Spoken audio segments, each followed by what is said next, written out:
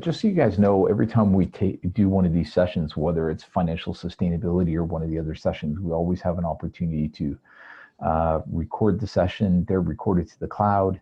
That gives the FI team an opportunity to put that into the drive so that you guys can access.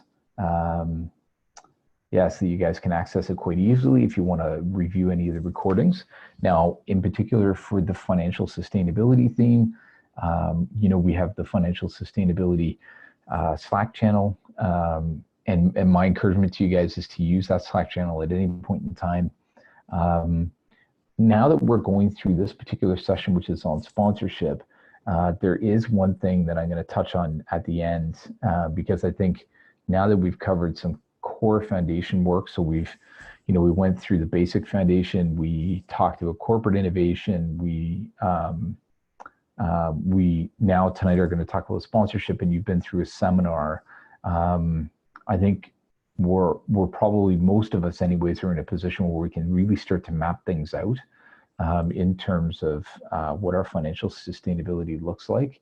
And so we'll chat a little bit about some of the action items that we can take out of this call. So I'm just going to go through, and so again, just a quick reminder for everybody, just to put yourself on mute if you're not speaking, but would love to have you come off of mute and join us on the call if you have anything to share. In addition to that, just keep typing questions in the chat and we can review them. And we can be great there. I am sending regrets from Liv, who is actually, I believe, in Papua New Guinea today, and she's delivering a course, and so she is unable to make it. And for Sana, this particular webinar is actually starting at 6 a.m. her time, and so I took this one over so that she could actually sleep in. so that's the game plan. So just want to touch on a couple of things for today. We're just going to go through a few quick topics, and so what we're going to cover off today is what is sponsorship, just to make sure that we're all on the same page, and how it's different from corporate innovation. Who are they? What are their motivations, and how to approach them? So those are fundamentally the core agenda items that we're going to go through. I'm hoping for some good discussion and questions from you guys, so let's make sure that we do that. Before we do, does anybody have anything to share about what's been going on for the last couple of weeks on financial sustainability for your organization, and if you have any burning questions before we get started? So any burning questions or any updates that anybody wants to share before we get going?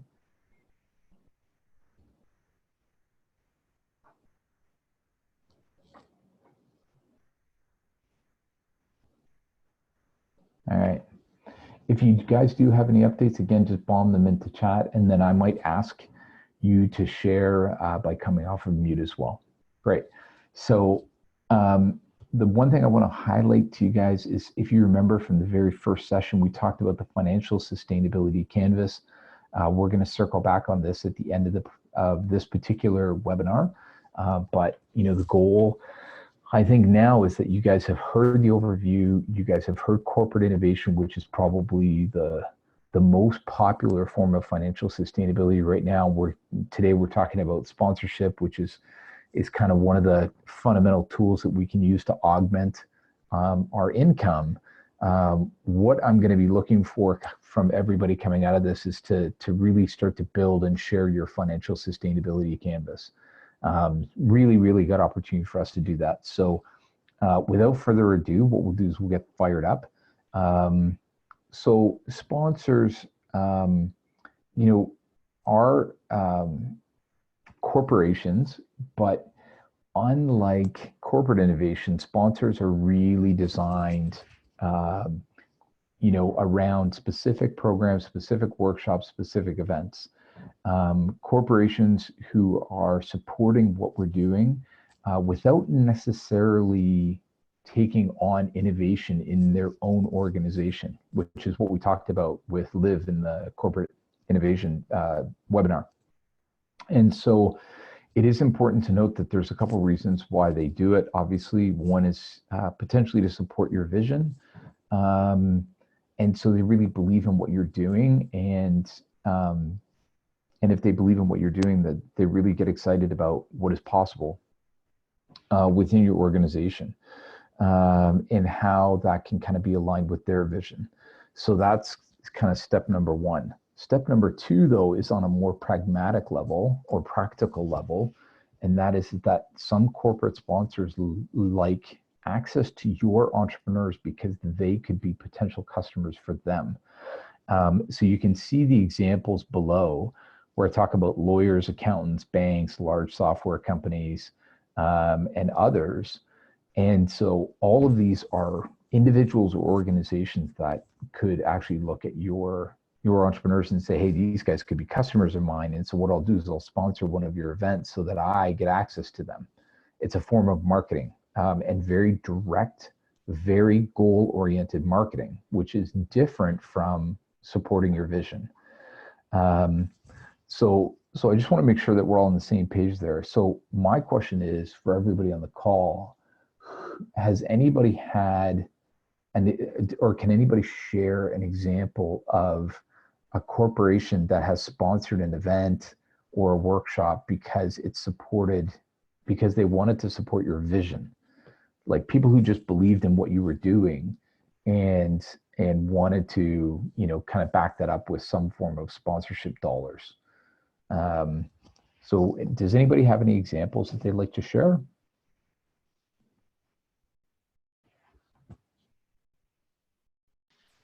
Yeah, I can share. I do feel like, so we had a Toyota Impact Challenge at Impact Hub last year.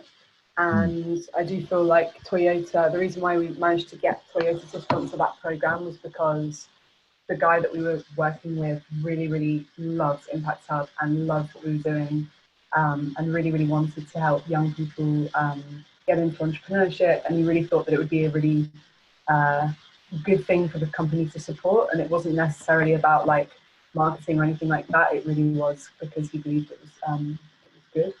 And so he, hustled a lot on our behalf in the organization to make sure that we got funded by them. Yeah.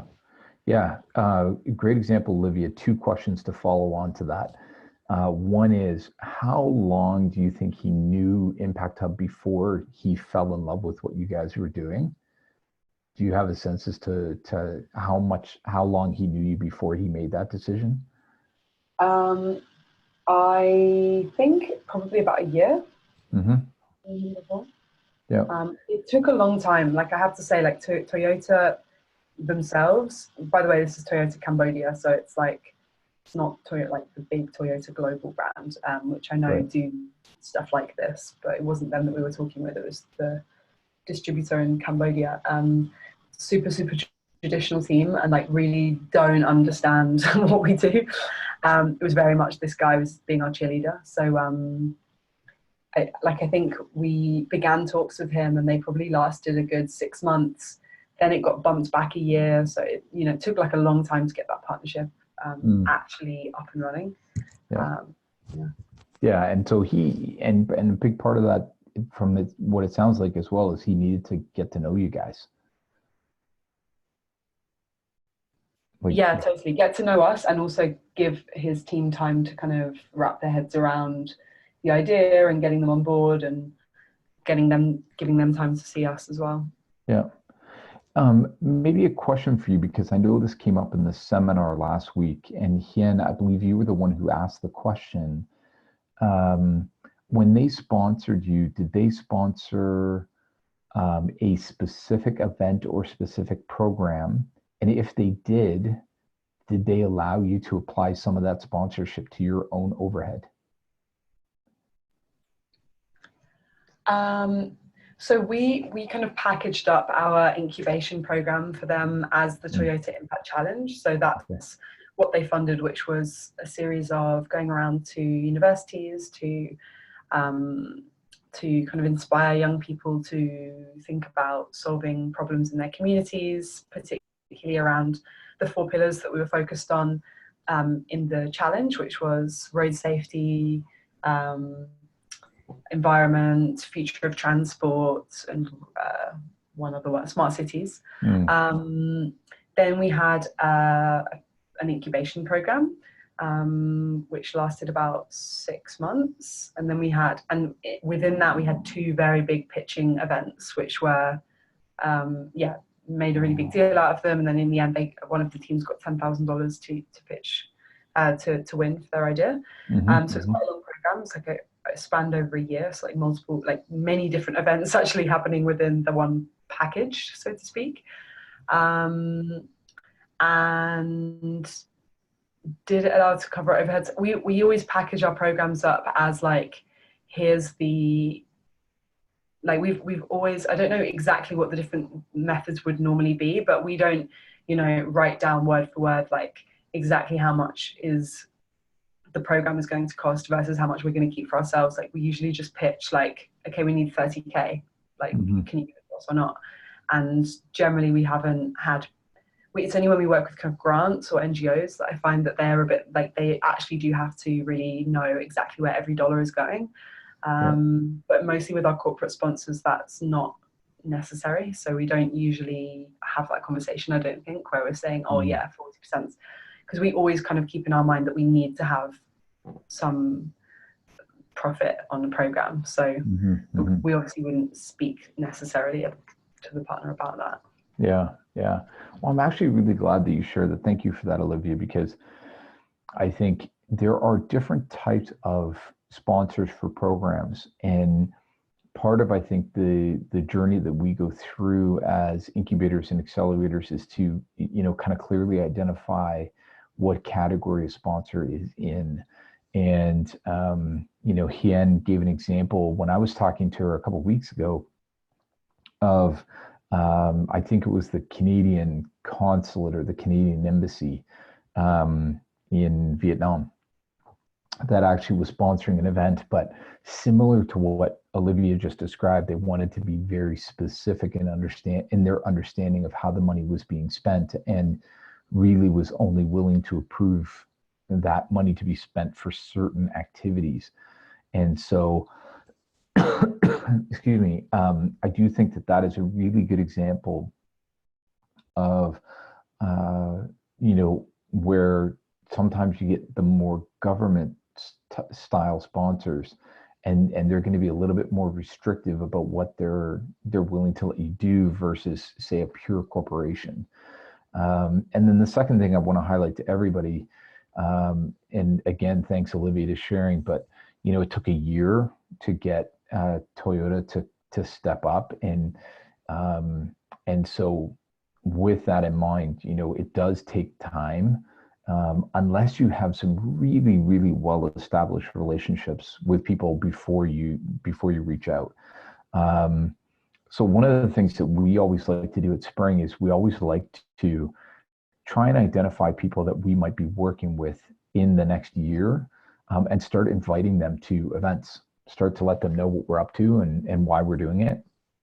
It gives us an opportunity to build some relationship and build some credibility, and also give them the confidence that if they're going to spend their money with us, that it's going to be money well spent, right? Excuse me. Give me just a second, everybody. I'm going to quickly cough here. I'm just going to go on a mute. All right, that's better. Thanks for waiting. Hien, do you want to come off of mute for a minute, Hien, and just share with everybody how the relationship with the Canadian Embassy unfolded and what they were willing to pay for, what they weren't? Yes. I mean, not just the Canadian Embassy, but basically when we got sponsorship from different embassies, or organizations, not corporate, they always request very detailed budget planning. And then after the event, they will take back all the receipt and invoices from all the vendors that we use for the event. So basically, it means that we have to be very clear and very specific and very concrete with all the spending that we ask from them. And then basically, it is almost impossible for us to make profit or to pay for ourselves in most of the cases if we get funding from organizations like that. For some organizations, they may be more flexible with the spending. For example, if I, just a very specific example, if I say that to implement this event, I need 2 days of my time, and I will quote my consulting rate for that 2 days. And some organizations are okay to pay my 2 days labor for the event. But some other organizations, if they fund an event, they say that this is a contribution from my organization. So I shouldn't charge any of my labor or any of my team members' labor for the event. So they will be willing to pay for the venue, for the hotel, for the refreshments, for the drinks, etc., but not paying the labor of my organization's members. So therefore, for me, it is pretty difficult to create, to seek for financial sustainability from the organizations like that to pay for the events. For the corporate, it is probably a bit easier than the organization like embassies. Because for the corporate, they will ask for your budget estimate from the beginning, so it can provide estimations of how much you will spend on different things. But later on, they would not look at all the individuals' separate invoice or receipts. They just, after they agree and they approve for your total budget, at the end, you just need to provide one total invoice from your own organization. So actually, you issue that invoice, and then they don't look at all the details. So if you're very economic and efficient with your spending, you may create some profit there. So like some income for yourself, be it in your operation, overhead costs, or be it your labor or whatever. But basically, after you agree on the total, then you are eligible to use that total, and you can spend in your own way. But then again, in the beginning, they still look at all the estimate budget line that you submit to them. So in any case, it is not very much room for you to make income in that sense. So that's from our experience.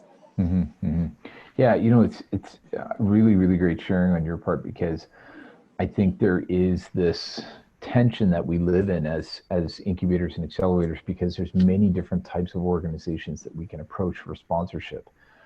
And, I think between what you have shared and what Olivia has shared, it really is, it really does highlight this kind of tension between the two and the pros and cons, because sometimes governments and other entities can sponsor us in a very short period of time for very specific things like events.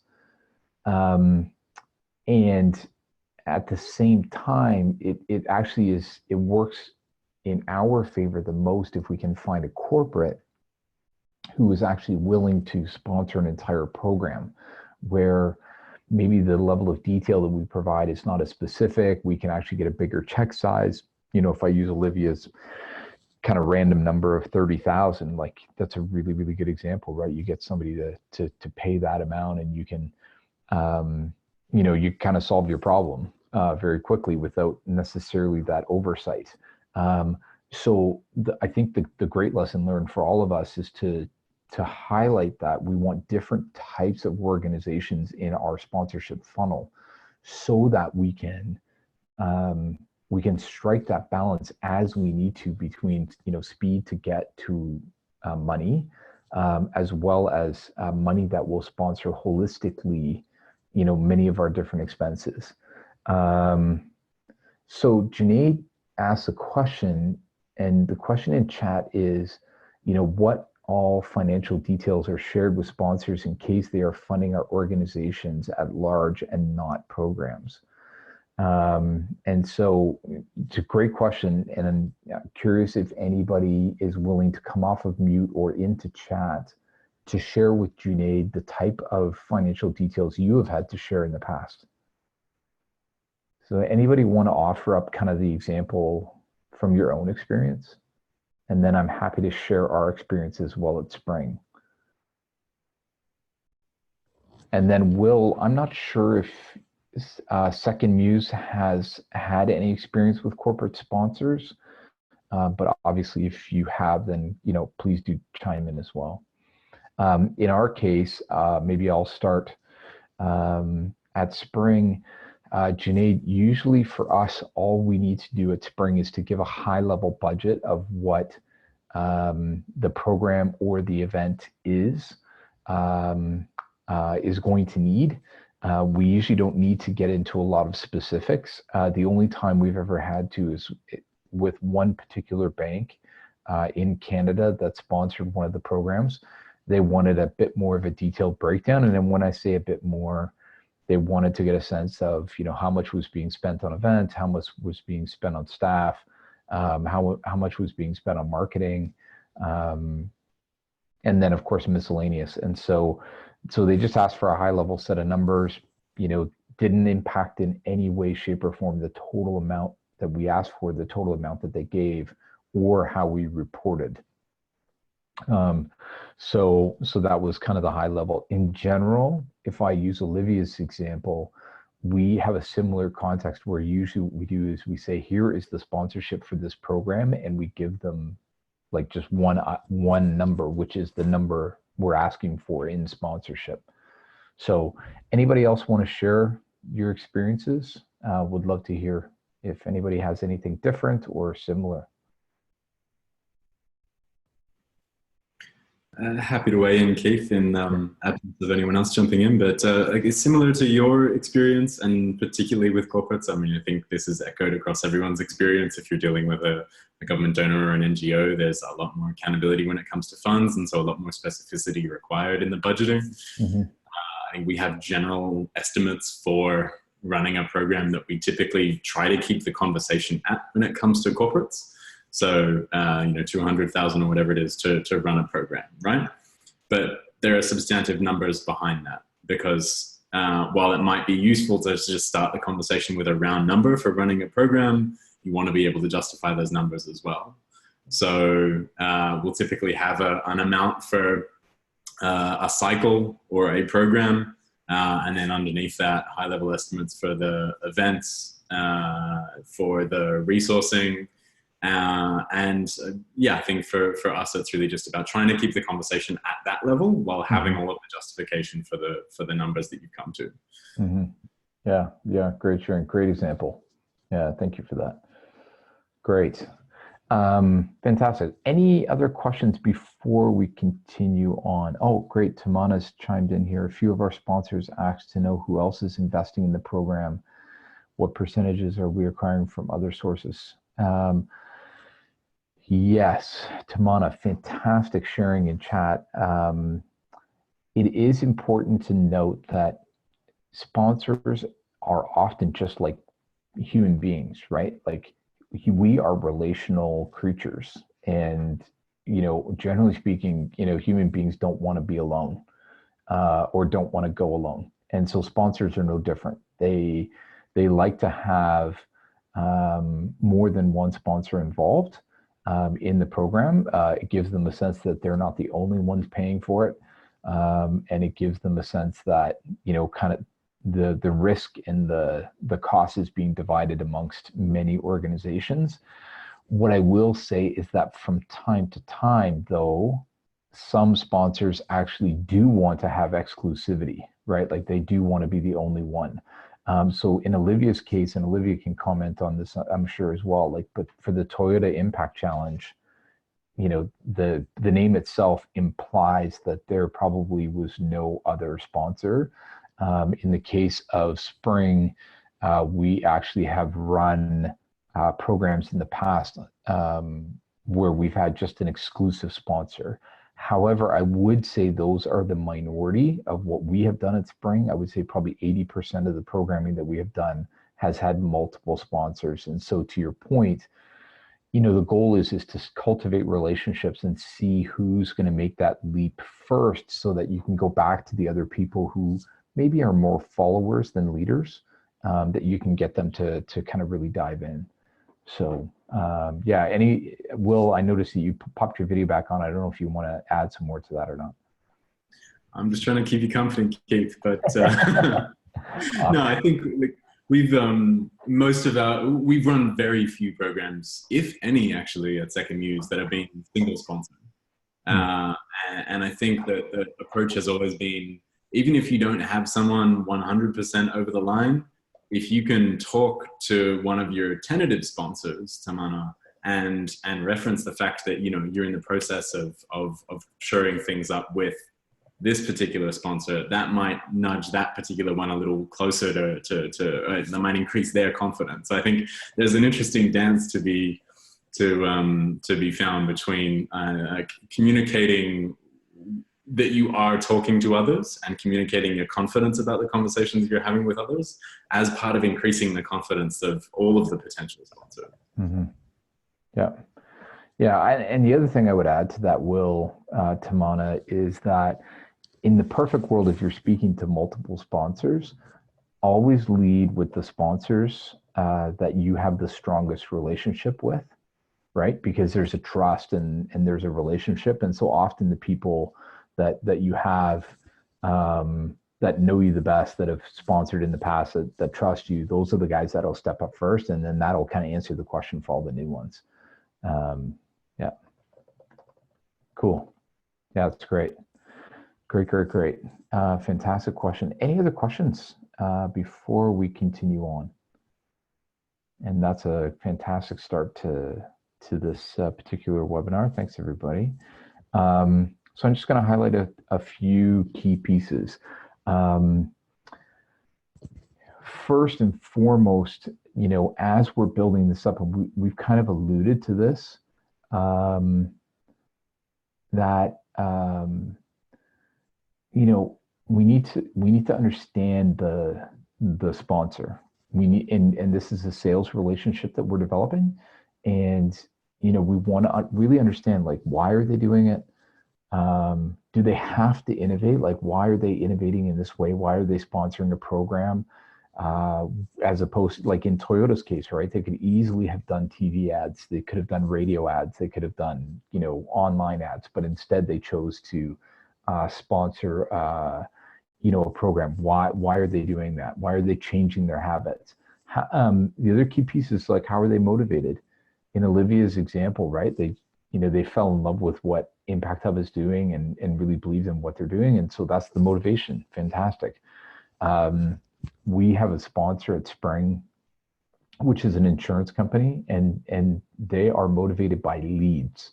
So the number of companies that are introduced to them through Spring during the course of the program. So it's a very specific and quantifiable motivation.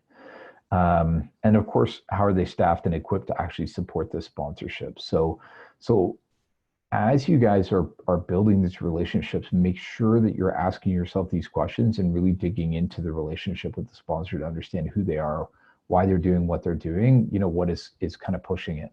Now, I'm just going to dive into chat for a minute.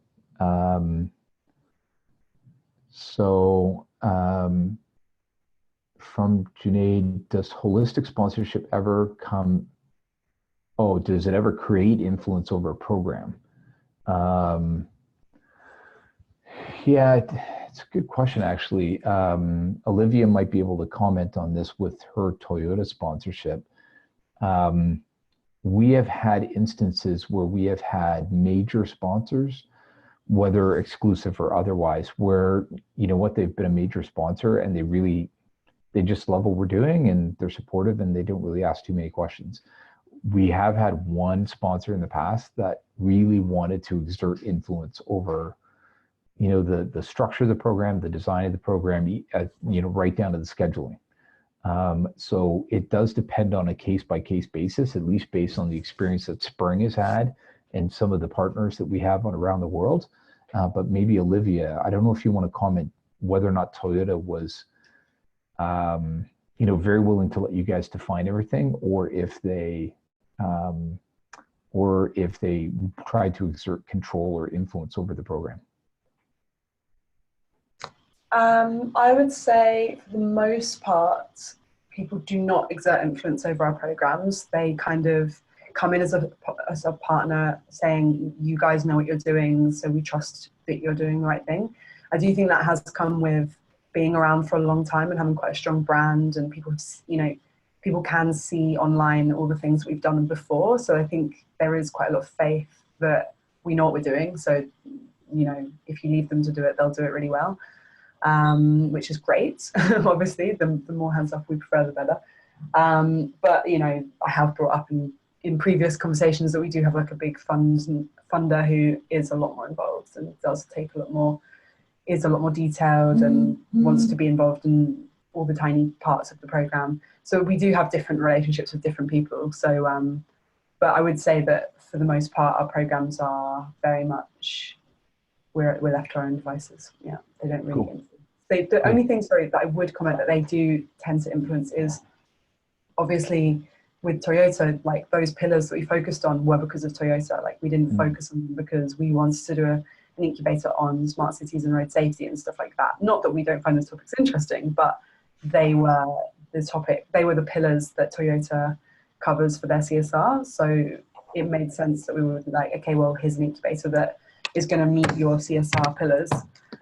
So I would say that quite a few, you know, even when we apply for grants as well, it'd be the same. You know, if they're saying, okay, we want to do something to do with the environment, then we would pitch an environment-focused incubator. So, so it does, I guess, you know, there is some element that it does influence. Yeah. Yeah, fantastic. Great. Thanks for that. Much appreciated. Great. Any questions, any more questions just before we move on? If there is, you can pop in chat or come off and mute, your choice. Just one comment on the line of questioning from Junaid on sponsor influence. And I think there's just another approach there, I think, is to invite sponsors into the design process, right? Like you probably as a team thought about the design of your program, but that's not to say that they don't A, have some insight and B, have some say as a sponsor.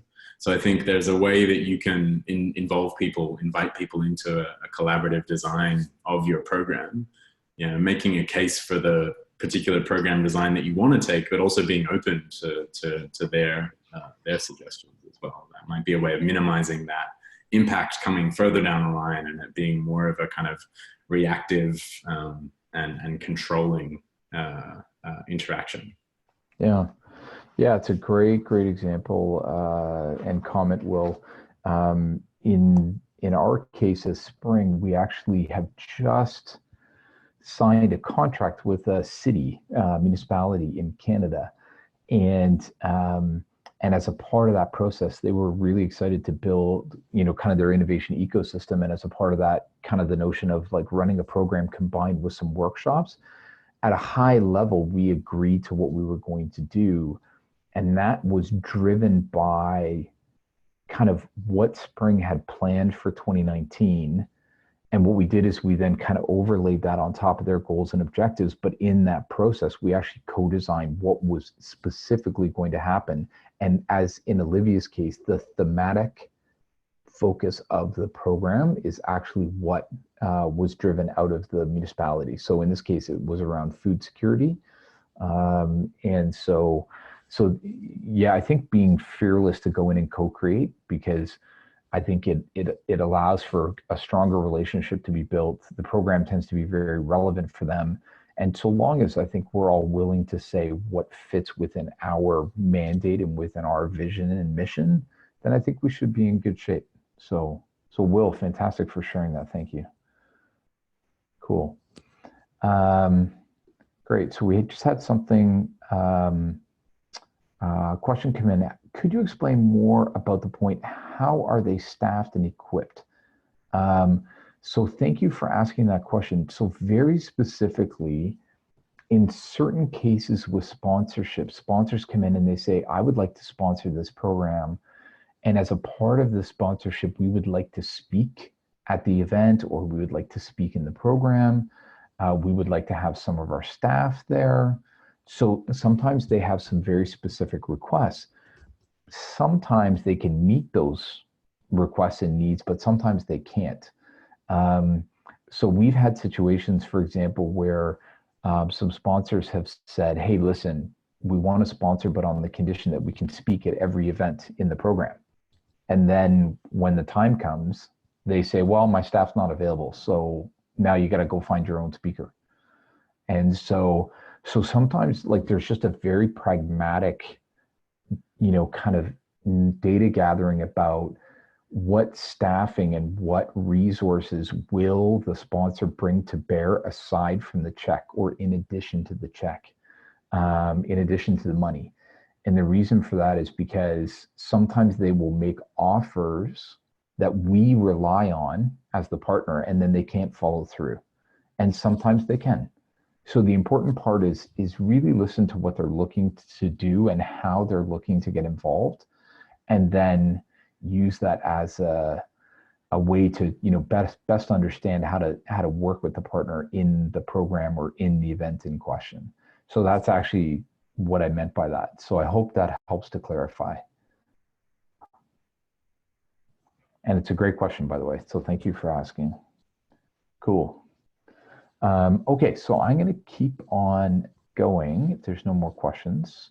And so the important part, and so Olivia, you've already stated with a great example with Toyota, it takes time. It's a relationship build. And they really do need to learn how to trust us with what we do. You know, the fact that Toyota was willing to sponsor Olivia, you know, was based on 1 year worth, or at least roughly a year's worth of watching Impact Hub non-Pen do what they do, deliver, execute, deliver exceptional results, communicate well. And that really gave them the confidence that they could go and do this. So when you're working with corporate sponsors, remember that first, it does take time to build the relationship, but in addition to that, it does also take time to get them to spend more, right? So if you're asking for $1,000 US, you're really looking for $1,000 US worth of trust, right? But if you're looking for $30,000 US, then you're going to need to build $30,000 US worth of trust. And so that's the important part there, is that it does take time and you want to build that out. So just keep that in mind as we go through. So what I'm going to do now is I'm actually going to walk through a couple of examples from Spring to give you guys some case studies, and then I'd love to hear some of your own as well. So the first one is that Spring actually partnered with Royal Bank. Royal Bank is the largest bank in Canada. And it's just worth noting that Spring is headquartered in Vancouver, but Royal Bank is headquartered in Toronto, which is a 5-hour flight away and 3 time zones, right? So, you know, while it's still in Canada, I mean, it's, you know, I'm half as far to go to San Francisco as I am Toronto. So, so it is important to note that, you know, we're working with an organization at a distance. And so it took a while to build this relationship, actually probably about 1.5 years of building that relationship kind of long distance before we could really kind of cement things in. We were introduced through a warm introduction, which made our lives a lot easier. And, you know, they were very clear about how we fit into their world, right? So they really liked that we fit into their current year goals. They had some very specific goals that they were trying to achieve. And in particular, this is with their CSR team. So this was not the marketing team, it was not the sales team, it was the CSR team. So they had some very specific CSR goals. And in our case, it had to do with supporting impact entrepreneurs and also supporting impact entrepreneurs in and around the area where Vancouver is, so in the province of British Columbia. They also like the size of the audience, and that's something that we consistently see with sponsors, is they like a big crowd, and they like the ability to speak in front of that crowd. And so the support, they were willing to cover all costs, including overhead. So like Olivia's example of Toyota, you know, a little bit not being super specific, and we could kind of apply it where we needed to apply it and put a little bit of profitability in there. But they did want some very specific reporting on attendees, mentions on social. You know, they wanted proof that their logo was being represented on the banners as well as on the screen, etc. right? So there's some very specific deliverables that we needed to give to them in order to be successful. So this is a good example of one of the partnerships that we have. And then I want to give you another one, which is Vancity. Now, Vancity is a credit union, another financial institution in Canada. And in the case of Vancity, they actually are also headquartered in Vancouver, so they're local. As a matter of fact, it's about a 7-minute walk from my office to their office, so we're very close to each other. Really easy to connect and to grab a coffee and meet whenever we want to meet. And so in our particular case, and this actually ties a little bit to what Han was doing, our initial sponsorship was for one small event. And they just said, hey, we'll cover the venue, we'll cover the food. That was it, right? Like, it was nice and tight, nice little sandbox that we could play in. And so from that perspective, we started there, and we delivered a great event. They saw value in it. And then the next year, you can see we started to build it more. So again, still one-off. So there was one small project. They sponsored that individual project. The next thing, they sponsored a small event again, a specific thing. And then the third one was a big event. And this one was about 500 people. But it is important to note that you can see that they did not give us a blanket, or general sponsorship for the entire year. We had to come to them each time with a project to say, we're doing this, do you support it? Do you doing this? Like, we'd love for you to support it. Once we got past year 2, that's actually where Vancity came to us and said, we love what you do, and you could come to us every time with a request, or you could just tell us what you have planned for the year. And then what we can do is we can actually mutually agree to what we want to sponsor over the course of the entire year, and then just give you, a sponsorship for that. And so we actually, this particular year, we're on our 4th year of blanket support. And it's been great for us. The first sponsorship was for $4,000.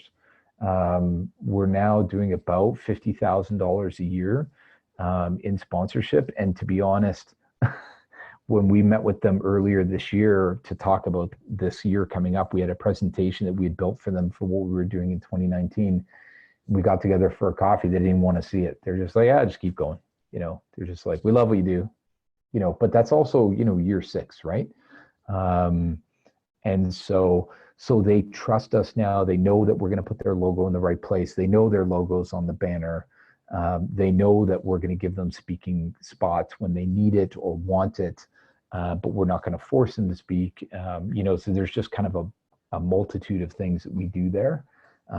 And so that's kind of the process that we go through. So I just want to give you that example. And then what I'm going to do is I'm actually going to dive back into chat, because Kazi's asked a question. According to your experience, does it help to retain a separate person who should nurture those relationships with the corporates, kind of like a business development person? And so Will, she's actually asked this question of both of us. So maybe what I'll do is I'll dive in and give you my example. When we first started as Spring, we were just 2 people. And so, early on, I was actually dealing with sponsors, but also running programs, and, so we're all wearing multiple hats. As we've grown as an organization, we do have a person in Vancouver who is Vivian, and her job is driven around partnerships. Like, so she, in particular, all of our Canadian and North American partnerships. And so she pretty much full time. She, about 80% of her time is on partnerships, and about 20% is on project delivery. And so, but that's also now in year 6 of our organization. So I just want to make sure that you hear that. Yes, we have a person who's 80% allotted to partnerships, but that's in our 6th year. And she only has been focused on that in the last 6 months. So it did take us almost a full 5 years to be able to apply almost a full head count. We previously really liked to divide and conquer, where we would divide the sales portion of partnerships with myself and one other person. But then on another side, we would have our community manager who would actually cultivate the relationship on an ongoing basis after they had signed up. So I'm going to pause there, give Will a chance to chime in as well. Keith, and wholeheartedly agree with all of that. And it was a similar time frame at Second Muse to get to that point of having a dedicated resource on it. But I think also that there's obviously different points across the kind of sales funnel, if we can use that language. Some people are great at opening doors and just building those initial connections, whereas at least we've observed there are other people that are better at closing them, or at least maybe not closing them, that's the wrong analogy, but bringing people through them. Like, some people are better at actually building the partnership and closing the deal. Others are much better at opening. And so we've started to divide the labor across those two groups. But I think the tension here is also goes back to the seminar that was hosted. And that is, we can find ourselves in tricky situations of dependence then, where your founder or maybe your lead business development person holds all of these relationships, right? So I think if you do go down that path, it's worth thinking about the extent to which others in the organization begin to hold those relationships, or the extent to which you open out those relationships and try and make them more organizational rather than individual, and the extent to which you are training and developing the internal capacity among other team members to do that business development work as well. Mm-hmm, mm-hmm. Yeah. Well said. Well said.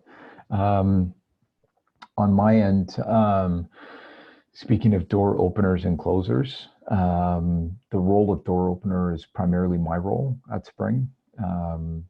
Given the extent of network that I have and just the skill set that I have as well. And so for me, Vivian is definitely the closer, where she can actually take some of the initial ideation that's been happening, and then she can drive that into a proposal and close it. So gives you a good sense as to what is possible there. So that's great sharing. So Tamana has just added in here, important part of approaching the sponsors, having confidence in your organization does and have to offer. Yeah, I agree. Tamana, believing that you can deliver what you promise is really important. The other piece that I would share on that is that it's really important to go back to the team and talk to the team about what is evolving with the sponsorship, right? Because you want the team to be on board.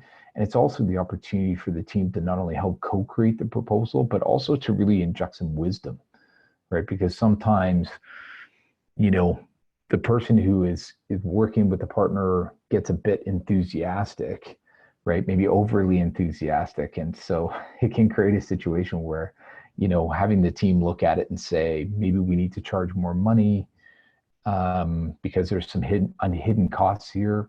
Another great example, I think, as well, would be saying to people that, maybe the project should start later or sooner, right? So that you're taking into account everything that you're doing and not sort of overloading at one point in time. Olivia, I look forward to sharing your pain, by the way, on the power cuts in a few days. So hang in there and send us a photo from Krispy Kreme if you can. So rotating power cuts in Phnom Penh, everybody. So hopefully Olivia will be able to hang on for a little while longer. I think to your point, Tamana, do share it with the team, get kind of a holistic set of, kind of insights in here, because not only having confidence yourself on what you can deliver, but making sure that the team has confidence and that they're involved in that decision-making process before you bring a signed proposal back to the office is really important. So yeah, Will, apparently Krispy Kreme has power in Phnom Penh. I don't know what kind of magic that happens, but there you go, right? So cool. All right, so we'll keep rolling here. I'm going to dive into a few other things. So I'm just going to share some of the lessons learned that we've had at Spring Sponsors love to sponsor events, and the reason is because they love to stand in front of a crowd. And the bigger, the better, right? And, you know, if you're running an event that has 1,000 people, they love, love, love that. But at the same time, you know, I find the magic number with sponsors tends to be about 75. You start to put 75, 100, 150 people in a room, and sponsors start to get excited. The room looks full. One thing that we always do strategically as Spring is based on the estimated size of the event, we make sure that we use a venue that always makes it look full. So whether there's 40 people or 400 people, we just make sure the room size allows for the room to look very full, because there's, you know, it's always a tricky thing, right? If you have an event, even if you have 200 people there, but if it looks half empty, you have a problem. And so just optically, guys, make sure that when you're running events, and especially when you have sponsors, to think about the size of the venue, to make sure that the venue makes it look like it's full of energy, right? There's a lot of engagement. Sponsors definitely like to see their logos on banners. They love to see their logos in social. For us at Spring, we have always had sponsors who have wanted to see the data. How many attendees, how many participants in a program, geographic reach, demographics, you know, how many social mentions, and how many other mentions for the brand. And they also really, really, really love to see what referrals come through. So one thing that I will share with you guys is that we at Spring, we actually have a separate spreadsheet that we use to track every single introduction we ever make to a sponsor.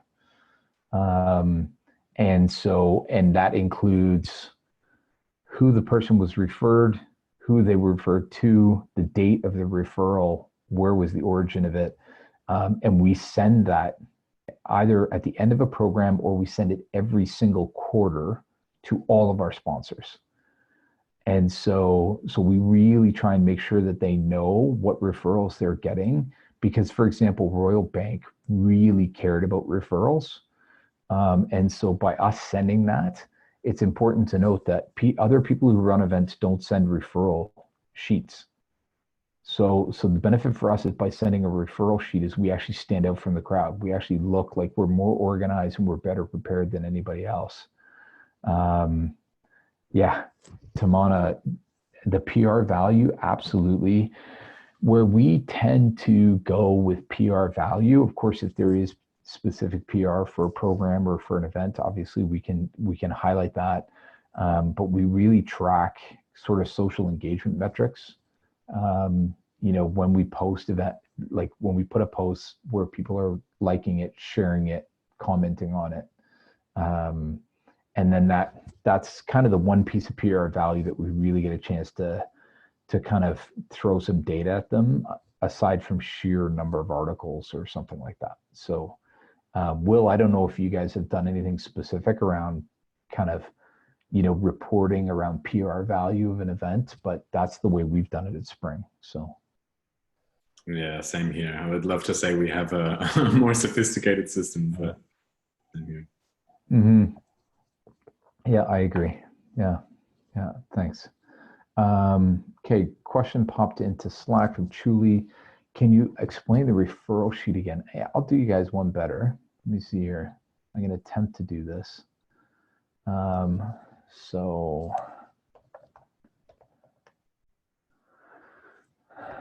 no. Okay, give me a second. I'm going to show you guys what it looks like. And then that way you don't even have to guess. You just know what it looks like. So let me see here. Pop open my drive.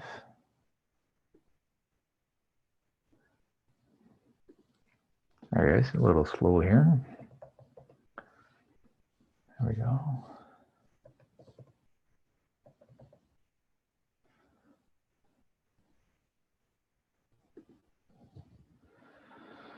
So I'm just going to pop this doc open, if it'll let me. There it goes. Nice. No, that's not it. There we go. All right. Okay, so give you guys some context. Slowly filling in, slowly filling in. There we go. So here, you guys can see that we have a partner, which is See Together Media. They're a video marketing company. We refer over Nicole Donnelly. And then down here, Mona is a fantastic female founder that we have in our business. And in February, she was actually referred to 4 different partners. So to a law firm, an accounting firm, so this is the law firm, the accounting firm, a female funder specific funding organization called Women's Enterprise Center. And then here, Nico is another person who was also referred to MNP. So you can actually get a really good sense as to how we track the individual referrals. And then I'm just going to see if I can slide over type of partner referred by, so you can see there's individual names where the names exist. I'm just going to see if I can't scroll here. Oh, sorry. I see. I'm working on a filter. My bad. I should be able to remove my filters here. Sorry. Filter views, creating filter. Why do I feel like I should know how to do this, but somehow can't? You're not on a filter. I'm not on a filter. Somehow I just, oh, you know what? It's because the rows are hidden. There we go. Sorry, my bad. So here's the referrals that date back from literally origin of the company in 2014. And so we have the person that was referred, who they were referred to, what program in spring they were a part of, what date they were referred, who they were referred to, what organization. And we use this, and then we then just take a snapshot of this for each partner and send it to them once a quarter. So we just do a little algorithm that we run that allows us to kick over just an individual sheet per company. And we use this company list as the example to do that. So here's a whole set of sponsors as well as community sponsors that we have. So truly, I just wanted to share that with you because probably easier described than anything else. So if anybody actually wants this as a template, I'm happy to give you the scrubbed version of this with the calculations in it. So you can just start to fill in your own introductions. The important part is just make sure every member of your team that makes introductions to partners actually fills it in. And so we just check with each other once a month to make sure that we're doing that. So yeah, so that's that particular piece. You know, we started, so Julie, thanks for asking, by the way, just as an aside, everybody, this is one of these things that we have learned for spring in Vancouver and spring in Canada. Having a simple tool like that made us stand out from the crowd for everybody else who was asking for sponsor dollars. And I don't mean other incubators and accelerators. Like, I mean, you know, other charity events, other conferences that were happening in town, etc. Like, there's no other organization in Vancouver that actually tracks introductions and sends over a report. So it's just a very easy, light, but very effective tool for us to show that we can step out from the crowd. So thanks. Thanks for that question. I'll keep going. So a couple things. What sponsors don't like, they don't like proposals that are too big too early. In Vancouver, as an example, it is very rare to ever get more than $10,000 from anybody on the first sponsorship. And usually the range is $500 to $2,500. That's the first sponsorship. And then build trust. And then next year you can come back for 5 to 8, then the next year 10 to 12, and so on and so on. They definitely do not like proposals that just pay for overhead. They want to see events. They want to see activities happening in the marketplace and in the public eye, and they don't like lack of reporting. So pretty obvious stuff, but just want to make sure that we have that covered. So couple of things that I'll then share on the process side, at least as the way that we see it. And then Will and others, if you guys want to chime in on this as well. The goal here is to develop a partnership over time, right? Our goal is not to maximize revenue necessarily in the first year of the relationship. Our goal is to build trusted relationships over time, that these people will continue to invest in us and continue to believe in what we're trying to do. And you know, ideally, what we want them to do is engage with the programs and offerings that we have today. You know, we love to co-create, and at the same time, like co-create within the bounds of what it is that we're good at, what it is that we have planned for, and then allow for some of that tailoring and customization, as Olivia and the team did with Toyota, as Will has described in the past as well. And then the other thing that I would say, and Will, after this, I'll send it over to you to see if it's similar for you, but with sponsors, we always at Spring give them 2 or 3 options, right? For 2,500 this, for 5,000 this, for 7,500 that. You know, humanity loves the perception of choice. Give them choice. Give them an opportunity to lean in as light or as hard as they want, and allow them to kind of, you know, come in at a level that they're comfortable with and confident. And then once you start to deliver in that first year, then they'll really trust you a lot in future years, and you can start to expand that relationship. So maybe Will, I'll pop it over to you. Yeah, I would absolutely second that. Light, medium, and high level options is a really valuable way to approach it. And I think just building on the level of transparency in that as well. So we would typically go light, have a number, and then say what that includes. Say like, this includes X number of events, X number of people, X number of programs. That's a way of being specific about what it includes without going to all of the detail like you were asking about earlier, Junaid, and providing, you know, itemized rundown, including X number of people for X number of hours. So you can keep it at that level of like a number and, yeah, some dot points about what that particular number includes. Yeah. Well said. Yeah, in our particular case, usually what we try and do with each one of the options is we try and say, here are the objectives, here's what's included, but if also very clear distinction between what's included at each level, and you know, that allows for lots of dialogue. So yeah, it's fantastic. Olivia, I'm not sure if you're still with us. I think you are, because I still see you here. So I'm assuming your Wi-Fi is decent enough. But Olivia, if you're still on, I'm curious with Toyota if you gave them options or if you just went with a single proposal based on the relationship you had built.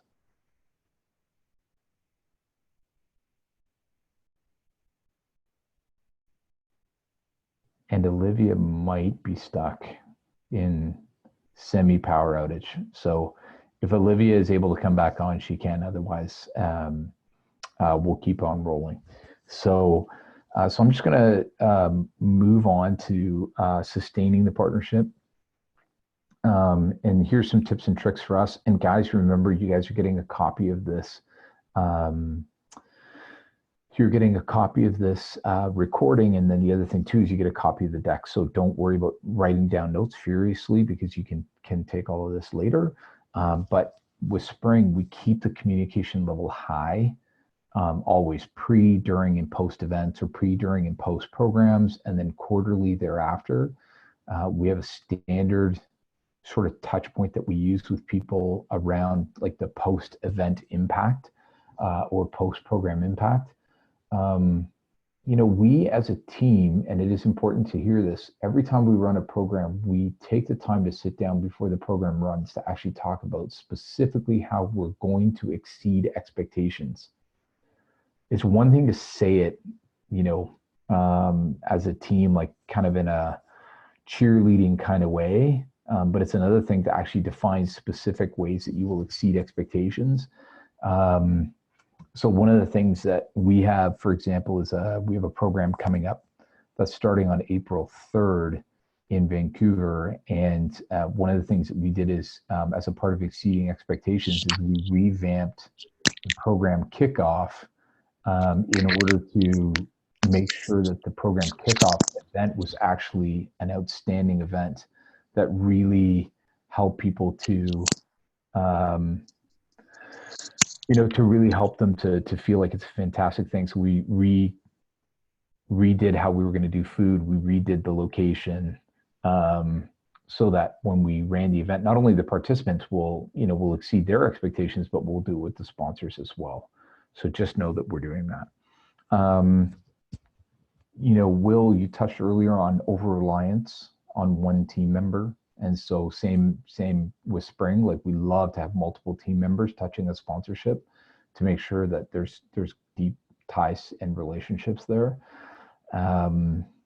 We do a lot of storytelling. Storytelling is probably the #1 tool that we use to grow our relationships, aside from the data, is we talk about the individual entrepreneurs impacted and the individual businesses impacted. We do storytelling through blogs, we do it through testimonials, and we do it through video. So those 3 elements are fantastic tools to use. I would say that we're not as consistent with that as we should be in terms of like leveraging all 3 types of media, but those are the 3 types of media that we do use. Another thing to note for everybody is that you need to know your sponsor's budget cycle. When do they get a recharge budget? So Will can comment on this, but I think the Australian government is August 1 or July 1, right? And so the Canadian government, if it's the Canadian government, is April 1, right? Most corporations have a fiscal year end that either is a January 1st start or a July 1st start. So it's really important to note that, you need to know their budget cycle and you need to build the relationships in advance so that, you don't kind of go to them in April or May and say, hey, sponsor my program. And they're like, well, I've already applied my budget to other things. Like I've already planned it out. And so the goal is to get in there early. So get to know when their budget cycle is, just like the Australian government, just like the Canadian government, and fully leverage that. And then of course, the last comment is don't rely just on one sponsor, but try and build those sponsor relationships over time. So what I'm going to do is I'm actually going to pause there. I don't even know how I just did that. Look at that. I actually was able to pull a comment from the chat right into my PowerPoint. Cool. So I'm actually going to pause here and just see what kind of questions we have. We've got about 15 minutes left in this particular session, and I'd love to hear if anybody is actually struggling through or working through a sponsor proposal right now. If anybody has any other questions that you might have about laying out proposals or getting people to increase their budget spend with you over time. So, hi, Keith. Junaid here. Yeah. Just a thought more so than a question, and maybe others can share their experience. So recently there is a sponsor that we are trying to, initial conversation started, and I think it's around the lines of the alternate motivations sometimes I think sponsors have, and if others have come across them. So in this particular example, there is something very internal on the other end. It's a business association between 2 countries, and there is some kind of a political alignment, and they have an election coming up. So they really want to sponsor to be able to, to sponsor an accelerator program, to be able to be more in touch with the youth, which is kind of a curveball in a way, because, you don't know, because this is not the standard motivation most of the time. People will have to sponsor an accelerator program. And then it becomes a bit of a challenge figuring out, okay, how do you then, appeal to something like that? Because it is more imminent, but at the same time, you don't want to compromise on, what you're trying to achieve.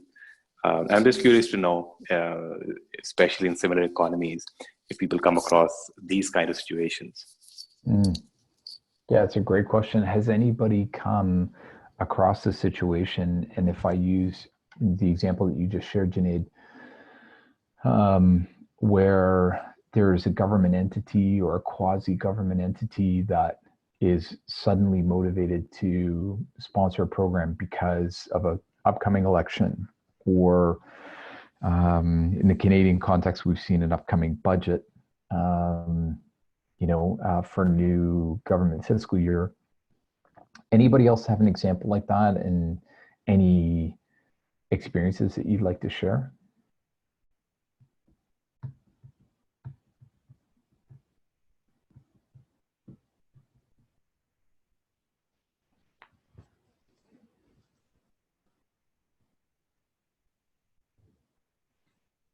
Yeah.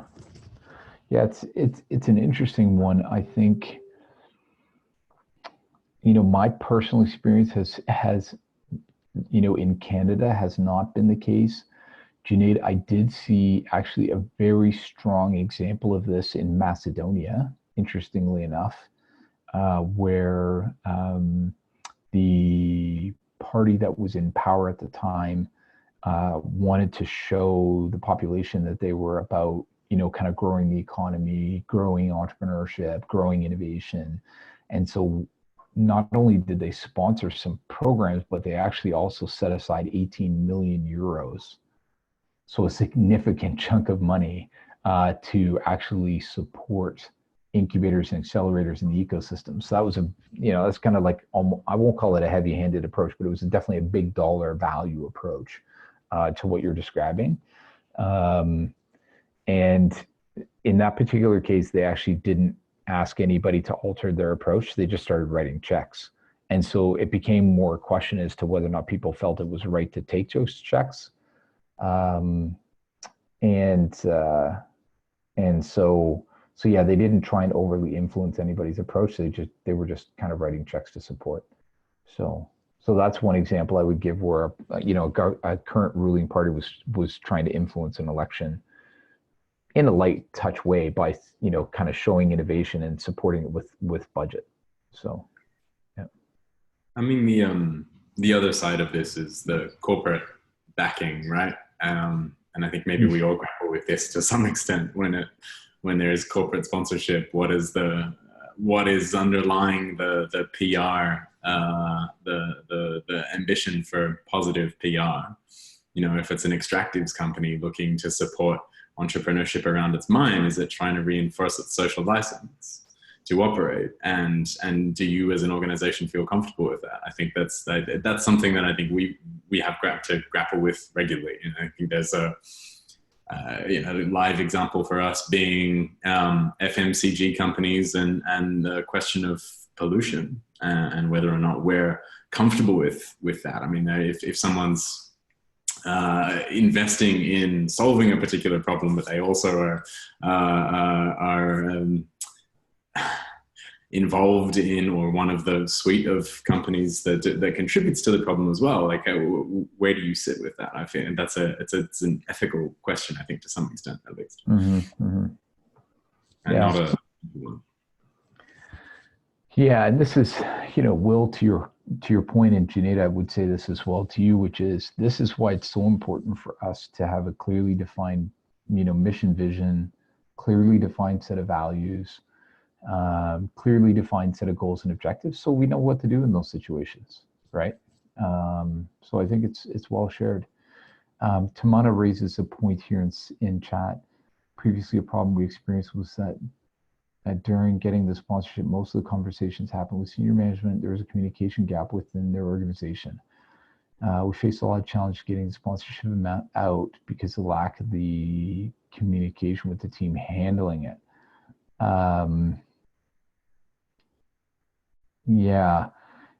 So, Tamana, I personally have absolutely been in this situation before where there's a disconnect between kind of like whoever says, hey, let's go do this, and then, the people who actually are charged with doing it, regardless of job titles, right?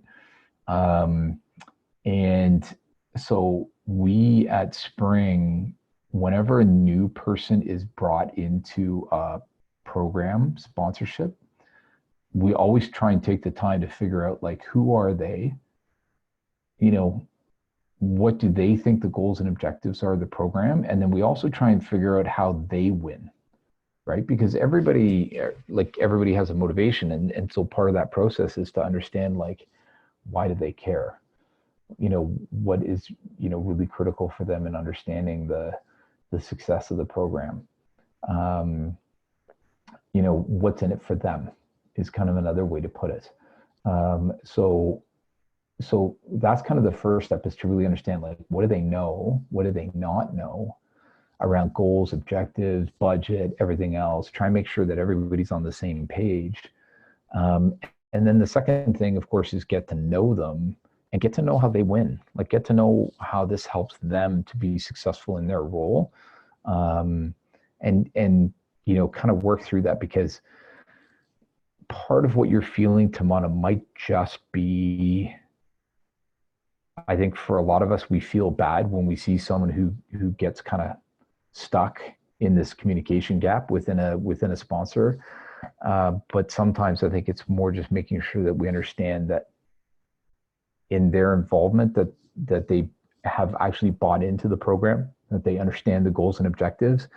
And that by supporting the program, they know that they in their role will win, like they will benefit from it.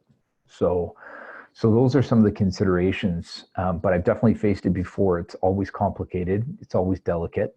And yeah, you just kind of have to step into that void and help get to clarity. So I don't know, Will, if you want to add anything to that, but yeah, same. Yeah, cool. Anybody else have any examples of that where there was a disconnect within a sponsor's team and how you dealt with it? It's great. It's a great question. And it's something I think we all struggle with from time to time. So, yeah. This is also, by the way, Tamana, we're having like a half decent project plan or project charter, which outlines goals and objectives, target audience, target outcomes, and those high level deliverables for the budget. Is just such a great tool to hand to any new person that you get introduced to, so that, again, they're kind of like, oh, okay, this is what we all agreed to. This is what we got. And just make sure that you kind of always have that ready to go. Cool. Kazi, one common problem that we face, staff turnover, we lose out on connections or conversation. So Kazi, thanks for sharing this. Speaks to Will's earlier point about making sure that we all have multiple people on our team who know the sponsor. The other key piece is to have a CRM, right?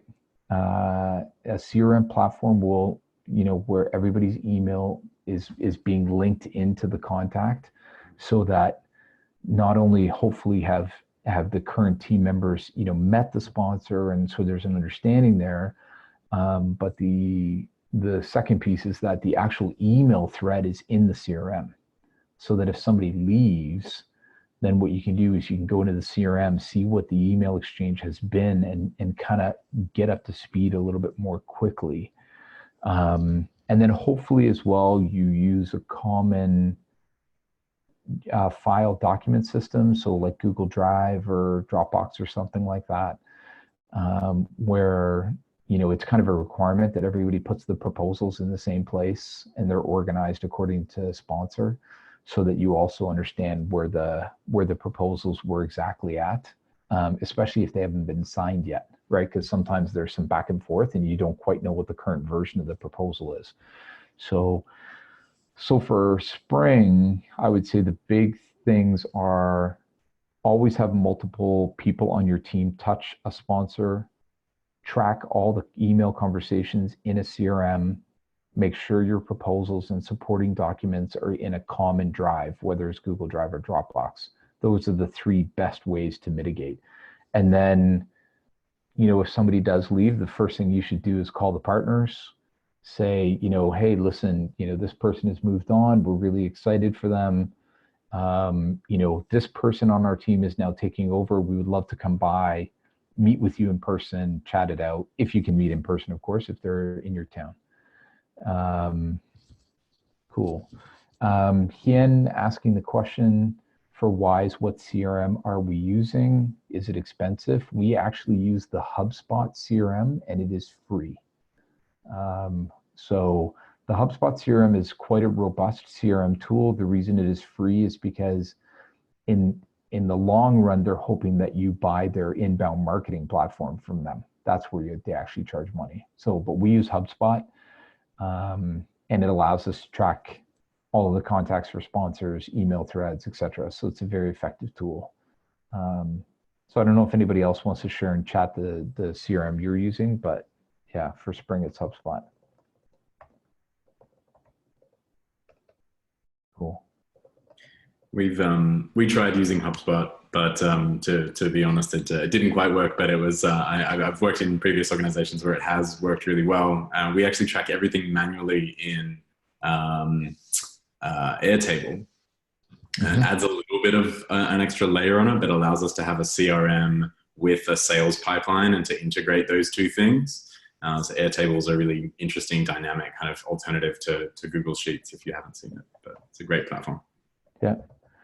We will, to your point, we use Airtable in particular with some of our investor relationships, because we actually find that it was a little bit easier for us to do something outside of the program, like outside of a CRM, to track some of the unique data that we wanted to approach. Tamana, thanks for sharing. Yeah, perfect. Yeah, Tamana, great. Like that's the key, right? Is jump on it. Like just quick touch points with the partners to let them know what's changed, whether it's temporary or permanent. You know, give them the confidence that you have their back, and you know, they understand that things will change. So the important part is to you know, get on the front foot and reach out that way. So I think it's a great example. So thank you for sharing that.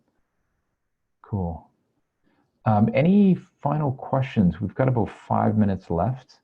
Happy to take a final question before we break. And just while you guys, if you're thinking about your final question, I just want to touch on a couple of things. It's funny, do you guys see this purple line here? This purple line on my screen? Don't know where that came from. It's very interesting. Power of technology, eh? So let me see here. And just looking at Tamana's comments here, even if we're not doing anything together at this point in time, we try and keep in touch with our partners and sponsors monthly. Tamana, us as well. And Tamana, we just use a newsletter. Do you use a newsletter, or do you touch base in another way with the sponsors? Just curious.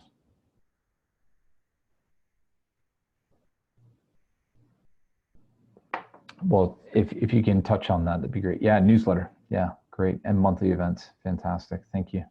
So a couple things for you guys as we wrap. The next event in the financial sustainability series is on April 8th. And that webinar will actually be on funding programs as a source of revenue. So using investment readiness training and investor readiness training as a vehicle for financial sustainability. It has proven in many instances with incubators and accelerators to be not like either a material source of revenue, in some cases primary.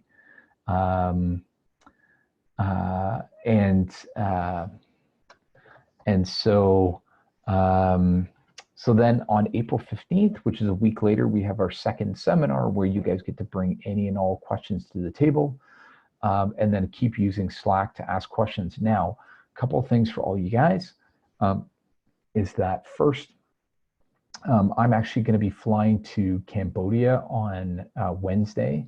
And so for 2 weeks, I will be in the Asia Pacific region, primarily in Cambodia and in Vietnam. And so just know that I'm in your time zone for a couple of weeks. So, you know, use it as an opportunity to reach out to me anytime. I'm actually going to give you guys my WhatsApp in the chat here. So that is my WhatsApp. Sorry. I sent that privately to someone by accident. So now, there you go. Okay, so there's my WhatsApp. Reach out to me anytime. Would love to chat. If there's anything I can do to help on financial sustainability. But here's the ask. For the financial sustainability seminar number 2, bring your financial sustainability canvas completed. The link to that is in this deck, and I will pull it up. Let me just see here. I'm going to pull that up here as well. Let me just make sure that I've got that. Sorry. I'm just moving some stuff around here. Sorry, guys. There we go. So I'm going to pop this into the chat as well. But would love to see you guys bring this to the next event. What do you have planned? How are you making money today? How are you spending your money? But let's dig in and really start to build your plans out beyond what you have. So please do that if you get a chance. And with that in mind, are there any last minute questions before we break? Anything else that you guys want to ask before we call it a day?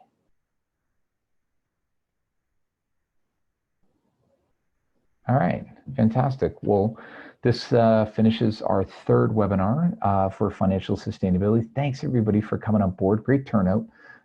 Would love to hear continued comments and questions in Slack. Again, reach out anytime. You guys have my WhatsApp.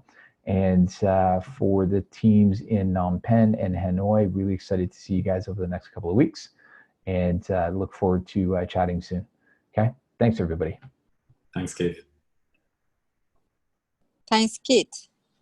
Awesome. Thanks, Keith. Can't wait to see you in Hanoi. Likewise. Yeah, looking forward to it. Yeah. Bye. Bye.